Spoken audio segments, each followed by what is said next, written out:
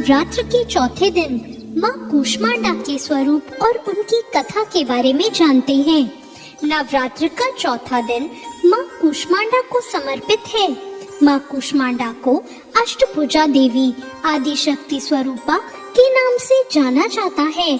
कहा जाता है कि माता ने अपनी मंद मुस्कान से इस सृष्टि की रचना की थी, इसलिए उनका नाम आदि शक्ति पड़ा। हिंदू धर्म शास्त्रों के अनुसार माता की भुजाओं में सिद्धियों से युक्त जपमाला, धनुष, बाण, शंख, गदा, चक्र, कमंडल और अमृत का कलश है। पौराणिक कथाओं के अनुसार माँ कूष्मांडा ने ग्रह, तारे, सूर्य और सभी आकाश गंगाओं का निर्माण किया है। ऐसे में चलिए जानते हैं माँ कूष्मांडा के स्वरूप और कथा के बारे में। माँ कूष्मांडा की 8 भुजाएं हैं, इसलिए इन्हें अष्टभुजा भी कहा जाता है। इनके 7 हाथों में कमंडल, धनुष, बाण, कमल पुष्प, अमृत कलश, चक्र तथा गदा है।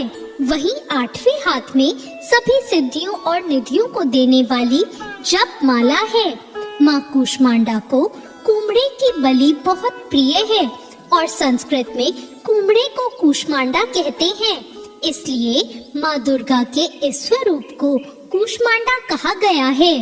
हिंदू धर्म शास्त्रों के अनुसार कूष्मांडा का मतलब कुमड़ा है। कुमड़े को कूष्मांडा के नाम से भी जाना जाता है, इसलिए माँ जगदम्बे के चौथे स्वरूप का नाम कूष्मांडा पड़ा।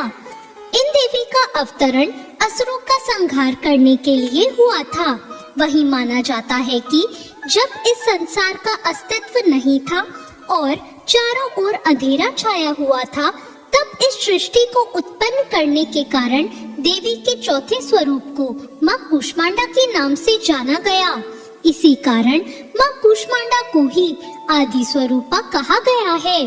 पौराणिक कथाओं के अनुसार देवी कूष्मांडा के शरीर की चमक सूर्य के समान है। मान्यता है कि जो कोई सच्चे मन से देवी कूष्मांडा की पूजा पाठ करता है, उससे माँ प्रसन्न होकर उसके समस्त रोग शोक नष्ट कर देती हैं।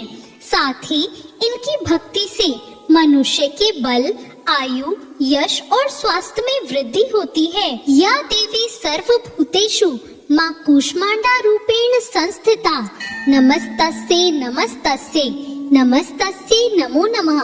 तो ये था माँ कूष्मांडा का स्वरूप और उनकी कथा।